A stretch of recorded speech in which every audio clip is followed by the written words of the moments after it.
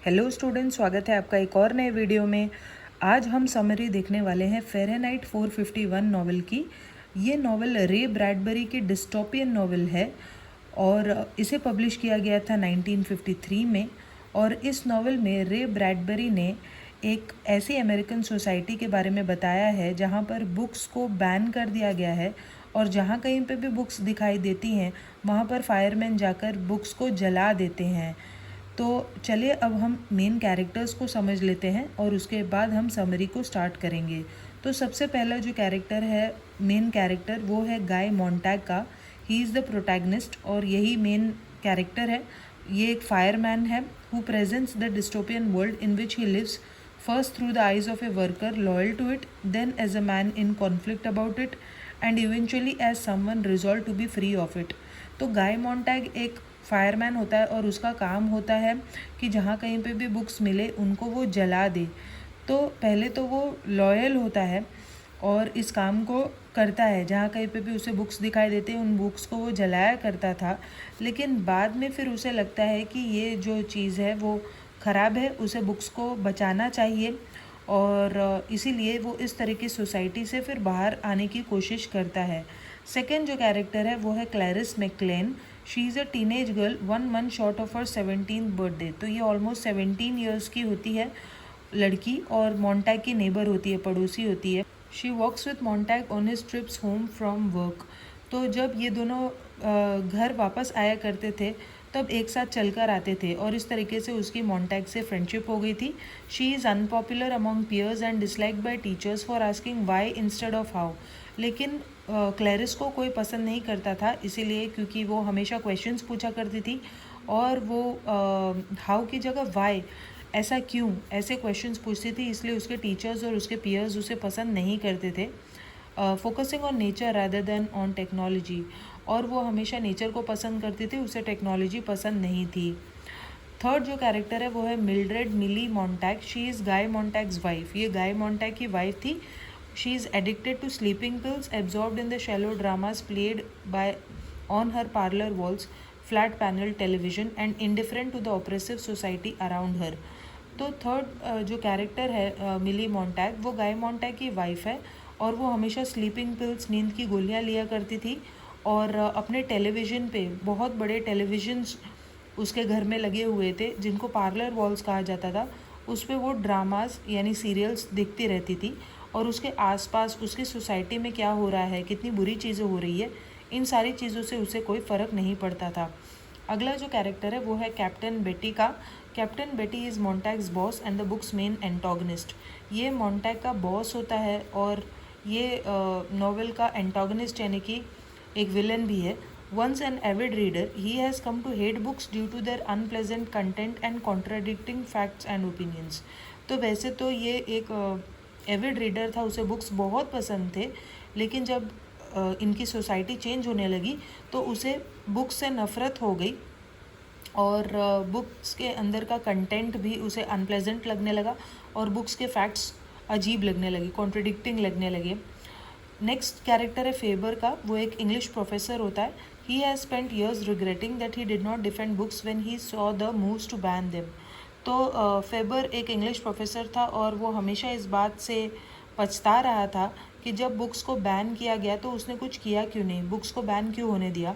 Montag turns to him for guidance. तो मेन character जो मॉन्टैग है, गाय मॉन्टैग, वो फेबर के पास ही जाता है हमेशा मदद मांगने के लिए, गाइडेंस मांगने के लिए। जो नेक्स्ट मेन कैरेक्टर है वो है Granger. He is the leader of a group of wandering intellectual exiles who memorize books in order to preserve their contents. तो बेसिकली इस सोसाइटी से बहुत सारे लोगों को निकाल दिया गया था, इसीलिए क्योंकि वो लोग बुक्स पढ़ा करते थे, बुक्स रखा करते थे। और इस तरह के जो होशियार एग्जाइल्स यानी ऐसे लोग जिनको निकाल दिया गया था, उन लोगों के ग्रुप का जो लीडर है वो है ग्रैंजर। और ये सभी लोग बुक्स को याद किया करते थे, मेमोराइज़ किया करते थे, इसीलिए ताकि वो जो कंटेंट्स हैं बुक्स के, जो चीज़ें उन बुक्स में लिखी है वो हमेशा बनी रहे और ख़त्म ना हो जाए, क्योंकि बुक्स तो जला दी गई थी। चलिए अब हम लोग समरी को स्टार्ट करते हैं और देखते हैं कि इसमें और क्या बताया गया है।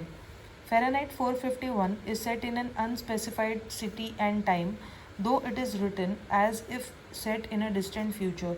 तो फ़ारेनहाइट 451 एक ऐसी सिटी में सेटअप है जो पता नहीं कौन सी सिटी है, उसका नाम नहीं दिया गया, लेकिन ये एक फ्यूचर के बारे में कहानी है।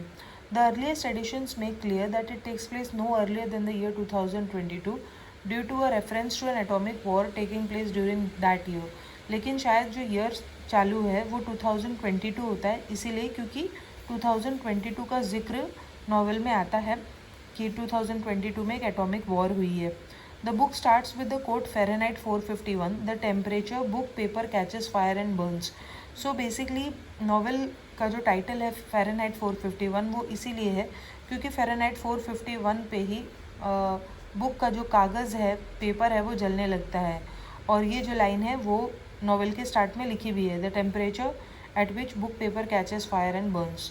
The novel is divided into 3 parts. पूरी जो नॉवल है वो 3 पार्ट्स में बटी हुई है, the hearth and the salamander, the sieve and the sand and burning bright. तो अब जो फर्स्ट पार्ट है the hearth and the salamander, उसको हम लोग स्टार्ट कर रहे हैं। Guy Montag is a fireman employed to burn outlawed books. तो गाय मॉन्टैग एक फायरमैन होता है और उसका काम ही होता है कि जो बुक्स हैं, ऐसी बुक्स जो अलाउड नहीं है बिल्कुल भी, उनको जला दिया जाए और उसके साथ साथ ऐसे घरों में जहाँ पे ये बुक्स रखी हैं उन घरों को भी जला दिया जाए। He is married but has no children. तो उसकी शादी हो चुकी है लेकिन उसके कोई बच्चे नहीं हैं। One fall night while returning from work he meets his new neighbour, a teenage girl named Clarisse McClellan, whose free thinking ideals and liberating spirit. तो बेसिकली जब एक रात वो काम से वापस आ रहा होता है तो उसे अपनी पड़ोसी मिलती है, एक लड़की जिसका नाम होता है क्लैरिस मैकक्लीन। और वो जो लड़की होती है वो बहुत ही फ्री थिंकिंग वाली होती है और अच्छी सोच वाली होती है और वो हमेशा क्वेश्चनिंग करती है। ऐसी सोच के कारण गाय मॉन्टैग भी सोच में पड़ जाता है कि क्या ये जो बुरी चीज़ें उसकी सोसाइटी में हो रही है उसे भी क्वेश्चन करना चाहिए इन चीज़ों को। और वो अपनी लाइफ को क्वेश्चन करने लगता है कि उसके जो ज़िंदगी जीने के मायने हैं, उसकी जो खुशी है, क्या वो वाकई में खुश है। Montag returns home to find that his wife Mildred has overdosed on sleeping pills and he calls for medical attention. तो मॉन्टैग जब घर आता है तो वो देखता है कि एज़ यूजुअल उसकी वाइफ मिलरेड ने खूब सारे स्लीपिंग पिल्स, नींद की गोलियां खा रखी हैं और इसीलिए वो मेडिकल अटेंशन इमरजेंसी में कॉल करता है, हॉस्पिटल वालों को बुलाता है। Two uncaring EMTs pump Mildred's stomach, drain her poisoned blood and fill her with new blood.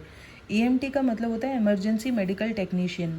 तो 2 टेक्नीशियंस आते हैं, इमरजेंसी मेडिकल टेक्नीशियंस, और वो मिल्ड्रेड के पेट से उसके पॉइजन ब्लड को निकालते हैं और नया ब्लड उसके शरीर में डालते हैं। इसीलिए क्योंकि मिल्ड्रेड ने स्लीपिंग पिल्स यानी नींद की गोलियां खा ली थी। After the EMTs leave to rescue another overdose victim, Montag goes outside and overhears Clarice and her family talking about the way life is in this hedonistic illiterate society. तो उन technicians के जाने के बाद वो टेक्नीशियंस कहाँ पर गए थे, वो एक दूसरे ओवरडोज विक्टिम को बचाने गए थे, यानी किसी और ने भी इसी तरीके से बहुत सारी नींद की गोलियां खा ली थी। तो बहुत ही ख़राब समाज था ये। तो मॉन्टैग अपने घर के बाहर जाता है और क्लैरिस और उसकी फैमिली को डिस्कस करते हुए सुनता है कि उनका समाज कितना ख़राब है, कितना इलिटरेट है और कोई भी वैल्यूज़ नहीं है उनकी सोसाइटी में और लोग बस हेडोनिस्टिक हैं, अपनी इच्छाएं पूरी करने में लगे हुए हैं, कोई वैल्यूज़ नहीं है किसी में। और इसीलिए मॉन्टैग को बहुत ख़राब लग रहा होता है। वो क्वेश्चन करने लगता है, अपने आप से ही क्वेश्चन करने लगता है कि क्या वाकई में वो ऐसी सोसाइटी में खुश है। Montag's mind is bombarded with Clarice's subversive thoughts and the memory of his wife's near death. तो मॉन्टैग के दिमाग में क्लैरिस के ख्याल आते हैं कि क्लैरिस की जो सोच है वो बाकी लोगों से कितनी अलग है, और वो ये भी सोचने लगता है कि कैसे उसकी जो वाइफ है ऑलमोस्ट मरने वाली थी, इसलिए क्योंकि उसकी जो हैबिट्स है वो बहुत ही ख़राब हो चुकी हैं इस तरीके समाज में रहने की वजह से। Over the next few days, Clarice faithfully meets Montag each night as he walks home. तो अगले कुछ दिनों तक क्लैरिस रोज़ मॉन्टैग को मिलती है जब मॉन्टैग अपने काम से बाहर आता है, जब मॉन्टैग अपने काम से वापस घर आ रहा होता है। She tells him about how her simple pleasures and interests make her an outcast among her peers and how she is forced to go to therapy for her behavior and thoughts. और वो बताती है कि कैसे वो जो simple चीज़ें करती है, जैसे बुक्स पढ़ना या इस तरह की कोई भी चीज़, उसके वजह से उसके जो पीयर्स हैं, उसके जो साथी हैं, वो उसे अजीब समझते हैं, उसके साथ कोई बात नहीं करता और उल्टा उसको एक साइकेट्रिस्ट के पास भेजा जाता है थेरेपी के लिए, कि ताकि उसके जो बिहेवियर है, उसके जो ख्याल है, उसके जो हॉबीज़ है वो चेंज हो सके, उसके ख्याल चेंज हो सके, जबकि वो बहुत ही नॉर्मल लड़की थी। Montag looks forward to these meetings and just as he begins to expect them Clarisse goes missing. तो मोन्टैग को अच्छा लगने लगता है क्लैरिस से बात करना और क्लैरिस के ख्याल, लेकिन कुछ ही टाइम के बाद क्लैरिस वहाँ से गायब हो जाती है। ही सेंसेस समथिंग इज़ रॉन्ग और मोन्टैग को पता चल जाता है कि कुछ गड़बड़ है। In the following days, while at work with the other firemen, ransacking the book-filled house of an old woman and drenching it in kerosene before the inevitable burning, Montag steals a book before any of his co-workers notice. तो आगे आने वाले दिनों में जब बाकी के जो फायरमैन मोन्टैग के साथी एक बूढ़ी औरत का घर जला रहे होते हैं क्योंकि उसमें बुक्स थी, तब मोन्टैग वहाँ से एक बुक को चोरी कर लेता है और कोई भी बाकी के उसके साथी देख नहीं पाते इस चीज़ को कि उसने एक बुक चुराई है। The women refuses to leave her house and her books, choosing instead to light a match and burn her self alive. तो वो जो औरत थी वो अपने घर को छोड़ नहीं रही थी, वो अपने घर को छोड़ना नहीं चाहती थी और उल्टा उसने एक मैच लेकर, एक मैच स्टिक लेकर, माचिस लेकर अपने आप को ही जला लिया। Jarred by the woman's suicide, Montag returns home and hides the stolen book under his pillow. तो ये सब देखकर कि कैसे उस औरत ने सुसाइड कर ली, मोन्टैग को बहुत बुरा लगता है और घर आकर वो उस बुक को अपनी तकिए के नीचे छुपा लेता है। Later Montag wakes Mildred from her sleep and ask her if she has seen or heard anything about Clarisse McClellan. बाद में वो अपनी वाइफ मिल्ड्रेड से पूछता है कि क्या उसने क्लैरिस के बारे में कुछ सुना है कि वो कहाँ गई, क्योंकि बहुत दिन से मोन्टैग ने क्लैरिस को नहीं देखा होता। She reveals that Clarisse's family moved away after Clarisse was hit by speeding car and died 4 days ago। तो तब मिल्ड्रेड बताती है कि क्लैरिस जो है उसको 4 दिन पहले एक स्पीड में आती हुई गाड़ी ने टक्कर मार दी और क्लैरिस की मौत हो गई और इसीलिए उसकी फैमिली वहाँ से चली गई है। Dismayed by her failure to mention this earlier, Montag uneasily tries to fall asleep। तो मोन्टैग को ये बहुत अजीब लगता है कि क्लैरिस को मार दिया गया और उसकी वाइफ ने उसको बताया भी नहीं और वो सोने की कोशिश करने लगता है, लेकिन उसको नींद नहीं आ रही होती। Outside he suspects the presence of the mechanical hound, an 8-legged robotic dog-like creature that resides in the firehouse and aids the fireman in hunting book hoarders। तो बाहर उसे ऐसा लगता है कि एक मैकेनिकल कुत्ता है, मशीन वाला कुत्ता जिसके 8 पैर है, जो कि बेसिकली एक रोबोट था और फायरमैन की मदद किया करता था ऐसे घरों को ढूंढने में जहाँ किताबें छुपी रहती थी। तो वो मैकेनिकल कुत्ता शायद मोन्टैग के घर के बाहर था, इसीलिए क्योंकि बाकी के फायरमैन को शक हो गया था कि मोन्टैग ने कोई बुक छुपाई हुई है। Montag awakens ill the next morning. तो अगली सुबह मोन्टैग बीमार हो गया होता है वो। Mildred tries to care for her husband but finds herself more involved in the parlor wall entertainment in the living room। तो मिल्ड्रेड कोशिश करती है कि वो अपने हस्बैंड की देखरेख करे, लेकिन उसे अपनी टीवी पर शोज़ देखने थे और अपने आप को एंटरटेन करना था। Montag suggests that maybe he should take a break from being a fireman after what happened last night, and Mildred panics over the thought of losing the house and her parlor wall family। मोन्टैग कहता है कि शायद उसे एक break की ज़रूरत है, क्योंकि लास्ट नाइट जो भी कुछ उसने देखा था कि कैसे उस औरत ने आत्महत्या कर ली, ये सब देखकर वो हिल गया था और वो कहता है कि शायद उसे ब्रेक लेना चाहिए। लेकिन मिल्ड्रेड डर जाती है ये बात सोचकर कि अगर उसका हस्बैंड काम छोड़ देगा तो उन्हें घर भी छोड़ना पड़ेगा और उसे अपनी पार्लर वॉल फैमिली, यानी कि जो टीवी, बड़ी बड़ी टीवियाँ लगी हुई थी, वो टीवी भी छिन जाएंगी मिल्ड्रेड से, इसलिए वो डर जाती है। Captain Beatty, Montag's fire chief, personally visits Montag to see how he is doing. उसके बाद जो कैप्टन बेटी होता है, मोन्टैग का बॉस, वो मोन्टैग से मिलने आता है ये देखने के लिए कि मोन्टैग ठीक है कि नहीं। Sensing his concerns, Beatty recounts the history of how books lost their value and how the fireman were adapted for their current role. तो जब बेटी देखता है कि मोन्टैग का बिहेवियर थोड़ा चेंज हो चुका है, तो बेटी उसको समझाने लगता है कि क्यों आज बुक्स की कोई वैल्यू नहीं है और इसीलिए फायरमैन को रखा गया ताकि बुक्स को जला दिया जाए। Over the course of several decades people began to embrace new media. तो बेटी बताता है मोन्टैग को कि कैसे जैसे जैसे नया समय आया, लोग नया मीडिया जैसे कि मोबाइल फ़ोन्स, टेलीविज़न, यही सब देखने लगे और इसीलिए बुक्स का जो रोल है वो ख़त्म हो गया, बुक्स की जो वैल्यू है वो ख़त्म हो गई, क्योंकि अब लोग सिर्फ फिल्म और टेलीविज़न देखते हैं, स्पोर्ट्स में पार्टिसिपेट करते हैं और कोई भी बुक्स में इंटरेस्टेड नहीं है, क्योंकि लाइफ बहुत ज़्यादा फास्ट हो गई है, एवर क्विकनिंग हो गई है। बुक्स वेर रूथलेसली एब्रिज्ड और degraded to accommodate short attention spans. तो लोगों का जो किसी भी चीज़ को अटेंशन देने का जो टाइम है वो बहुत छोटा हो चुका है, शॉर्ट अटेंशन स्पैन, इसीलिए लोग बुक्स को अटेंशन नहीं दे पा रहे। At the same time advances in technology resulted in nearly all buildings being made out of fire proof material. और इसके अलावा टेक्नोलॉजी इतनी ज़्यादा बदल गई है कि अब सारी बिल्डिंग्स जो है वो फायर प्रूफ मटीरियल से बनती है, जिनमें आग नहीं लग सकती। और इसीलिए जो फायर ब्रिगेड वाले हैं उनका काम होता था आग बुझाना, लेकिन अब क्योंकि आग बुझाने के लिए कहीं पे आग लगती ही नहीं है, क्योंकि सब कुछ फायर प्रूफ मटीरियल का बना हुआ है, इसीलिए फायर ब्रिगेड वालों को कहा गया है कि तुम बुक्स जलाओ। The government instead turn the fireman into officers of society's peace of mind instead of putting out fires. तो गवर्नमेंट ने फायरमैन को बोला है कि आग बुझाने की जगह तुम आग लगाओ। तो इस तरीके से जो फायरमैन थे वो आग लगाने लगे, specifically for the purpose of burning books. खास तौर पे किताबों को जलाने के लिए वो लोग आग लगाते थे, which were condemned and sources of confusing and depressing thoughts that only complicated people's lives. क्योंकि किताबों को ऐसी चीज़ें समझा जाने लगा जो सिर्फ लोगों को कंफ्यूज करती हैं, लोगों को डिप्रेस करती हैं और लोगों की ज़िंदगियाँ कॉम्प्लिकेट करती हैं। इसलिए तब से जो सारे फायरमैन थे, फायर ब्रिगेड वाले थे, वो किताबों को जलाने लगे। After an awkward exchange between Mildred and Montag over the book hidden under Montag's pillow, Betty becomes suspicious and casually adds a passing threat as he leaves, telling Montag that if a fireman had a book, he would be asked to burn it within the following 24 hours. तो बेटी के सामने ही Mildred मोन्टैग से उस book के बारे में indirectly बात करने लगती है कि तुम्हारे तकिए के नीचे एक शायद एक बुक है ना। तो बेटी जो है मोन्टैग का बॉस, उसे शक हो जाता है और वो जाते जाते मोन्टैग को एक वार्निंग देता है कि अगर किसी फायरमैन के पास कोई बुक होती है तो 24 घंटे के अंदर उसे वो लौटा देनी होती है। If he refused the other fireman would come and burn it for him. और अगर वो फायरमैन रिफ्यूज़ करता है, बुक नहीं देता है, तो बाकी के फायरमैन आकर वो बुक जला देंगे। The encounter leaves मोन्टैग shaken.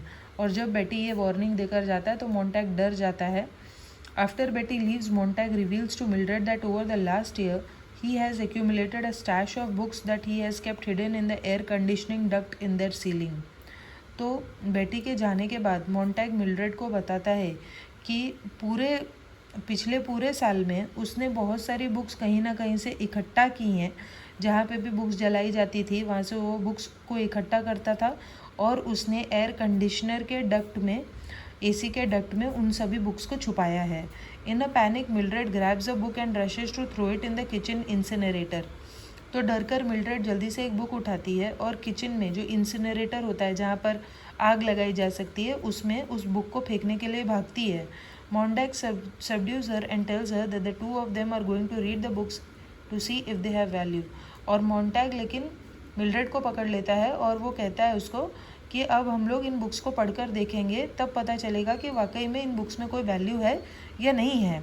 If they do not, he promises the books will be burned and all will return to normal. और अगर बुक्स में कोई वैल्यू नहीं है तो फिर उन सारे बुक्स को वो जला देगा और सब कुछ नॉर्मल हो जाएगा। नेक्स्ट जो पार्ट है वो शुरू होता है अब यहाँ पर नॉवेल का, जिसका नाम है the sea and the sand. Montag and Mildred discuss the stolen books. तो मोन्टैग और मिल्ड्रेड उन चोरी की गई बुक्स के बारे में डिस्कस करने लगते हैं। And Mildred refuses to go along with it, questioning why she or anyone else should care about books. और मिल्ड्रेड कहती है कि वो या दूसरा किसी को भी बुक्स के बारे में इतनी चिंता करने की क्या ज़रूरत है, हम टीवी भी तो देख सकते हैं। Montag goes on a rant about Mildred suicide attempt, Clarisse's disappearance and death, the old woman who burned herself and the imminent threat of war that goes ignored by the masses। तब मोन्टैग Mildred को समझाता है कि कैसे तुम suicide करने वाली थी और इस तरह की सोसाइटी में रहकर क्लैरिस देखो कैसे गायब हो गई और उस बूढ़ी औरत ने कैसे अपने आप को जला दिया और अब एक लड़ाई भी होने वाली है, वॉर होने वाली है अगर हम इसी तरीके से जीते रहे तो। He suggest that perhaps the books of the past have messages that can save society from its own destruction. तो वो कहता है कि शायद ये जो बुक्स हैं पुराने ज़माने की, इनमें कुछ मैसेजेस होंगे जिससे हम अपने आप को डिस्ट्रक्शन से बचा सकते हैं। The conversation is interrupted by call from Mildred's friend Mrs Bowles. और तभी लेकिन ये जो मॉन्टैग और मिल्ड्रेड के बीच में बातचीत हो रही थी वो इंटरप्ट कर देती है मिल्ड्रेड की फ्रेंड जिसका नाम होता है Mrs Bowles. And they set up a date to watch the parlour walls that night at Mildred's house. और मिल्ड्रेड और उसकी फ्रेंड मिसेस बोल्स ये डिसाइड करते हैं कि उस रात वो लोग अपने टीवी पर प्रोग्राम्स देखेंगे मिल्ड्रेड के घर पर। Montag concedes that Mildred is a lost cause and he will need help to understand the books. तो मॉन्टैग को पता चलता है कि मिल्ड्रेड तो नहीं समझेगी, वो अपनी टीवी की दुनिया में खोई हुई है और वो उसे बुक्स में इंटरेस्ट नहीं है, और इसीलिए मॉन्टैग को किसी और को तलाश करना पड़ेगा बुक्स को समझने के लिए। He remembers an old man named Faber, an English professor before books were banned, whom he once met in a park। और अचानक उसे फेबर की याद आती है जो कि एक इंग्लिश प्रोफेसर थे और बुक्स के बैन होने के पहले वो पढ़ाया करते थे, और फेबर से मॉन्टैग एक पार्क में मिल चुका था। Montag makes a subway trip to Faber's home along with a rare copy of the Bible, the book he stole at the woman's house. तो मॉन्टैग जो है एक ट्रिप करके जाता है फेबर के घर में और वो उस बुक को लेकर जाता है जो उसने उस बूढ़ी औरत के घर से चुराई थी।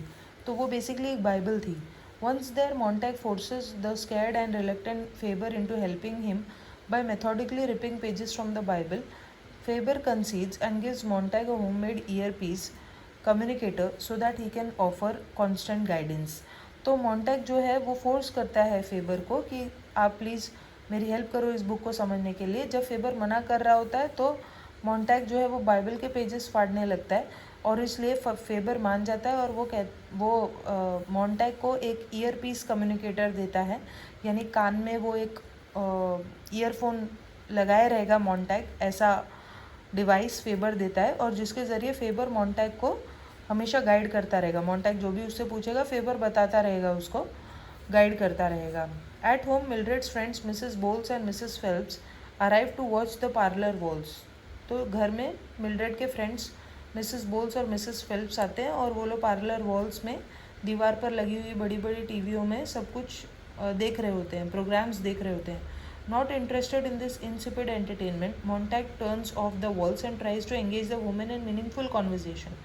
तो मॉन्टैग को टीवी में इंटरेस्ट नहीं था, वो टीवी को बंद करता है और उन औरतों से बात करने लगता है कि प्लीज़ तुम लोग कुछ मीनिंगफुल करो अपनी लाइफ में, टीवी को देखकर कुछ नहीं होने वाला। Only for them to reveal just how indifferent, ignorant and careless they truly are. लेकिन उनके ऊपर कोई फ़र्क नहीं पड़ता, वो जैसी सोच उनकी थी पहले वैसी ही रहती है। Enraged by the idiocy, Montag leaves momentarily and returns with a book of poetry. तो मॉन्टैग को बहुत गुस्सा आता है तो वो जाता है और फिर एक बुक लेकर आता है, वो बुक पोएट्री की बुक होती है। तो मॉन्टैग के हाथ में एक बुक को देखकर वो औरतें कंफ्यूज हो जाती हैं, डर जाती हैं। This confuses the women and alarms Faber who is listening remotely. तो फेबर भी ये सब सुन रहा होता है मॉन्टैग के ज़रिए, क्योंकि मॉन्टैग के कान में वो ईयरफोन था। Mildred tries to dismiss Montag's action as a tradition fireman act out once a year. तो मिल्ड्रेड जो है ये झूठ बोलती है कि मॉन्टैग बस वही कर रहा है जो कि फायरमैन साल में एक बार करते हैं। वो लोग बुक निकालते हैं और बताते हैं कि ये बुक कितनी स्टूपिड है और क्यों हमें बुक नहीं पढ़नी चाहिए। They find an old book and read it as a way to make fun of how silly the past is. तो सारे फायरमैन जो है साल में एक बार ऐसा करते हैं, मिल्ड्रेड ऐसा बोलती है बाकी औरतों को। वो लोग एक बुक निकालते हैं और उस बुक का मजाक उड़ाते हैं। Montag proceeds to recite the poem Dover Beach causing Mrs Phelps to cry. तो मॉन्टैग लेकिन डोवर बीच जो कि मैथ्यू आर्नोल्ड की बहुत फेमस पोएम है उसको वो पढ़ने लगता है और इसीलिए मिसेस फेल्प्स जो है वो डर कर रोने लगती है। At the behest of Faber in the earpiece, Montag burns the book. और तभी फेबर जो है वो मॉन्टैग को कहता है कि बुक को जला दो, बुक को जला दो। मिल्ड्रेड्स friends leave in disgust while Mildred locks herself in the bathroom and attempts to kill herself again by overdosing on sleeping pills। तो मिल्ड्रेड के फ्रेंड्स जो हैं वो एकदम डिस्गस्ट हो जाते हैं और वहाँ से चले जाते हैं और मिल्ड्रेड अपने आप को बाथरूम में बंद कर लेती है और फिर से वो स्लीपिंग पिल्स लेने लगती है। Montag hides his books in the backyard before returning to the firehouse late at night, where he finds Betty playing cards with the other fireman. तो मॉन्टैग फिर से अपनी बुक्स को अपने बैकयार्ड में छिपा देता है और फिर वो फायर हाउस में जाता है, जहाँ पर वो देखता है कि बेटी जो है वो बाकी के फायरमैन के साथ कार्ड्स खेल रहा होता है. Montag hands Beatty a book to cover for the one he believes Beatty knows he stole the night before, which is unceremoniously tossed into the trash.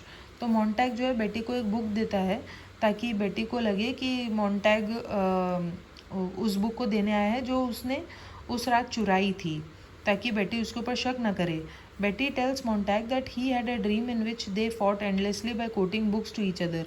तो बेटी बताता है मॉन्टैग को कि उसने एक सपना देखा और उस सपने में वो लोग बुक्स के कोट्स बोल रहे होते हैं एक दूसरे को और लड़ाई झगड़ा कर रहे होते हैं. Thus Beatty reveals that despite his disillusionment he was once an enthusiastic reader. और इस तरीके से बेटी मॉन्टैग को ऐसा इनडायरेक्टली बताता है कि भले ही आज वो जैसा भी है लेकिन एक टाइम पे उसे बुक्स बहुत पसंद थी और वो बहुत अच्छा रीडर था. A fire alarm sounds and Beatty picks up the address from the dispatcher house. They drive recklessly in the fire truck to the destination Montag's house. तो एक फायर अलार्म बजता है और डिस्पैचर सिस्टम में address आता है कि कहाँ पर बुक पाई गई है, और जो एड्रेस आया था वो और कोई नहीं बल्कि मॉन्टैग का घर था. यानी ये बात पता चल गई थी कि मॉन्टैग के घर में बुक्स हैं. अभी यहाँ पे नेक्स्ट सेक्शन शुरू होता है नॉवेल का, जिसका नाम है burning bright. Beatty orders Montag to destroy his house with a flame thrower. तो बेटी मॉन्टैग को कहता है कि तुम अपने घर को जलाओ, इस घर में बुक्स है, और वो उसे एक फ्लेम थ्रोअर देता है जिसमें से आग निकल रही होती है, ऐसी machine. rather than the more powerful salamander that is usually used by the fire team. तो एक दूसरी मशीन थी सैलेमेंडर जो कि वो लोग यूज़ करते थे यूजुअली बुक्स को जलाने के लिए, लेकिन इस बार बेटी मॉन्टैग को फ्लेम थ्रोअर देता है and tells him that his wife and her friends reported him after what happened the other night. और बेटी बताता है कि कैसे मॉन्टैग की वाइफ मिल्ड्रेड और उसके फ्रेंड्स ने ये बात बताई थी फायरमैन को कि कैसे मॉन्टैग ने अपने घर में बुक्स छुपा रखी है. Montag watches as Mildred walks out of the house too traumatized about losing her parlor wall family to even acknowledge her husband's existence or the situation going on around her and catches a taxi. तो Montag देखता है कि Mildred घर से बाहर आई, लेकिन Mildred को अपने टीवी जाने का इतना ज़्यादा दुख था कि वो देखती ही नहीं है कि मॉन्टैग वहाँ पे है और वो टैक्सी पकड़कर वहाँ से चली जाती है. Montag obeys the chief destroying the home piece by piece. तो मॉन्टैग जो है वो बेटी की बात मान जाता है और अपने घर को डिस्ट्रॉय कर देता है. But Beatty discovers Montag's ear piece and plans to hunt down Faber. लेकिन बेटी मॉन्टैग के कान में उस ईयर पीस को देख लेता है और वो डिसाइड करता है कि वो फेबर को कैसे भी पकड़ेगा. मॉन्टैग थ्रेटन्स बेटी विद द फ्लेम थ्रोअर. और मॉन्टैग बेटी को थ्रेटन करता है कि वो जो फ्लेम थ्रोअर है वो बेटी के ऊपर डाल देगा. आफ्टर बेटी टॉन्ट्स हिम मॉन्टैग बर्न्स बेटी अलाइव. लेकिन जब बेटी फिर से उसे टॉन्ट करता है तब मॉन्टैग फ्लेम थ्रोअर बेटी के ऊपर फेंक देता है जिससे बेटी जिंदा जल जाता है. एंड नॉक्स हिज को वर्कर्स अनकॉन्शियस. उसके बाद मॉन्टैग बाकी के को वर्कर्स से भी लड़ता है और उन्हें बेहोश कर देता है. As Montag escapes the scene the mechanical hound attacks him managing to inject his leg with an anaesthetic. और जैसे मॉन्टैग वहाँ से भागना चाहता है तब वो जो मैकेनिकल कुत्ता होता है वो उसके पैर में एक एनेस्थेटिक घुसेड़ देता है, एक ऐसा इंजेक्शन जिससे मॉन्टैग को बेहोशी आ जाती है. ही destroys the hound with the flame thrower and limbs away. उसके बाद वो फ्लेम थ्रोअर उस कुत्ते के ऊपर फेंक देता है, उस मैकेनिकल हाउंड के ऊपर, और उसके बाद वो वहाँ से लिम्प करता हुआ लंगड़ाते हुए चले जाता है. Before he escapes however he concludes that Betty had wanted to die a long time ago and had purposely goaded Montag as well as provided him with a weapon. और जाने के पहले उसे ये बात समझ में आ जाती है लेकिन कि बेटी बहुत पहले से ही मरना चाहता था, वो ऐसी सोसाइटी में नहीं जीना चाहता था, और इसीलिए उसने मॉन्टैग को उकसाया था ताकि मॉन्टैग उसे मार दे, और इसीलिए उसने मॉन्टैग को वो वेपन भी दिया था, फ्लेम थ्रोअर भी दिया था. Montag runs through the city streets towards Faber house. Montag भागकर फेबर के घर में जाता है. On his way he crosses a wide road as a speeding car attempts to run him over. और जैसे वो जा रहा होता है एक कार उसे टक्कर मारने ही वाली होती है लेकिन वो बच जाता है. He realises he almost suffered the same fate as Clarisse. तो वो उसे रियलाइज़ होता है कि अगर वो जल्दी नहीं करता तो क्लैरिस जैसा ही उसका हाल होता. और उसे भी वो गाड़ी कुचल सकती थी। Faber urges him to make his way to the countryside and contact the exiled book lovers who live there. Faber Montag को कहता है कि तुम इस शहर को छोड़कर गांव की तरफ निकलो, कंट्री साइड में जाओ और वहाँ पर कुछ बुक लवर्स रहते हैं जिनको इस शहर से निकाल दिया गया था, उनको तुम कांटेक्ट करो। He mentions he will be leaving on an early bus heading to saint Louis and he and Montag can rendezvous there later. और फेबर कहता है कि मैं कल सुबह की बस से निकल जाऊंगा सेंट लुई के लिए और तुम बाद में मिलेंगे। On Faber's television, they watch news reports of another mechanical hound being released to track down and kill Montag. और टीवी पे वो ये न्यूज़ देखते हैं कि कैसे एक और मैकेनिकल कुत्ते को छोड़ा गया है ताकि किसी भी तरीके से मोंटैग को पकड़कर मारा जा सके। With news helicopters following it to create a public spectacle. और हेलीकॉप्टर्स को भी छोड़ा गया है ताकि पब्लिकली मोंटैग को मारा जा सके और लोग इस चीज़ को देखें।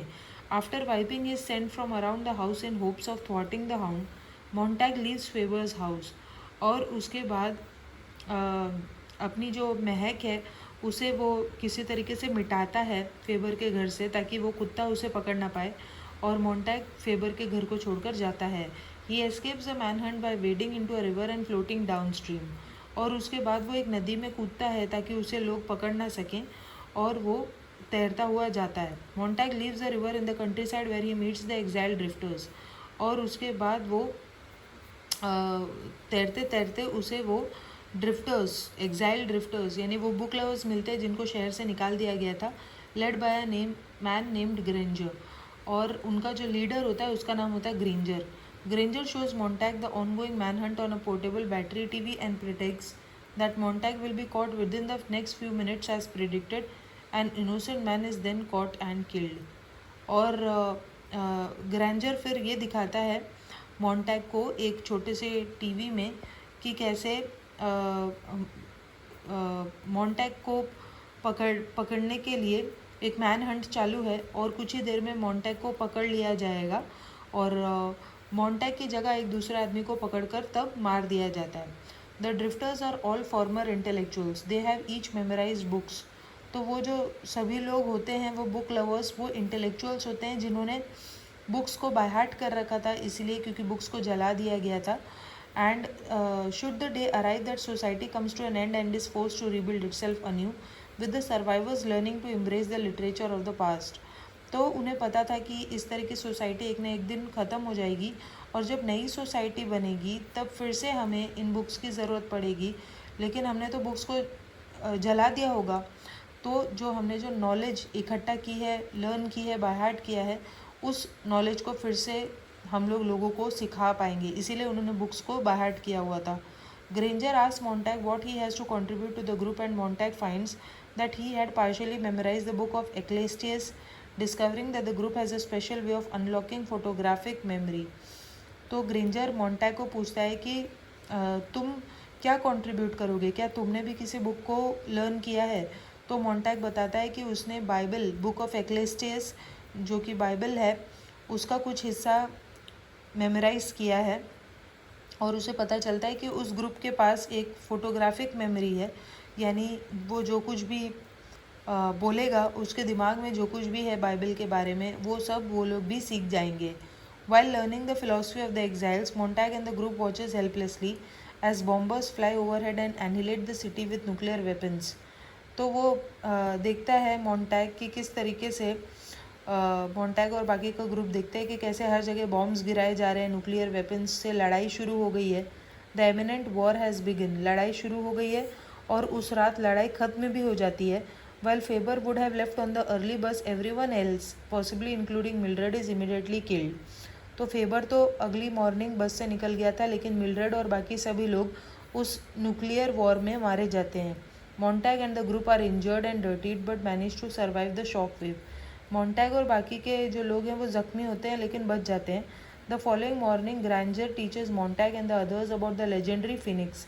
तो अगली सुबह ग्रैंजर मोंटैग और बाकी लोगों को फिनिक्स चिड़िया के बारे में बताता है, ऐसी चिड़िया जो मरने के बाद फिर से ज़िंदा होती है अपनी ही राख से, and its endless cycle of long life, death in flames and rebirth. He adds that the phoenix must have some relationship to mankind which constantly repeats its mistakes. तो वो कहता है कि फिनिक्स की तरह मैनकाइंड भी है, ह्यूमंस भी हैं और ह्यूमंस को अपनी गलतियों से सीखना चाहिए. But explains that man has something the phoenix does not. Mankind can remember its mistakes and try to never repeat them. तो वो कहता है कि जो इंसान है उनके पास एक चीज़ है जो फिनिक्स के पास नहीं है. वो ये कि इंसान अपनी गलतियों को याद रख सकते हैं और कोशिश कर सकते हैं कि फिर से गलती को रिपीट ना करें. Granger then muses that a large factory of mirrors should be built so that people can take a long look at themselves and reflect on their lives.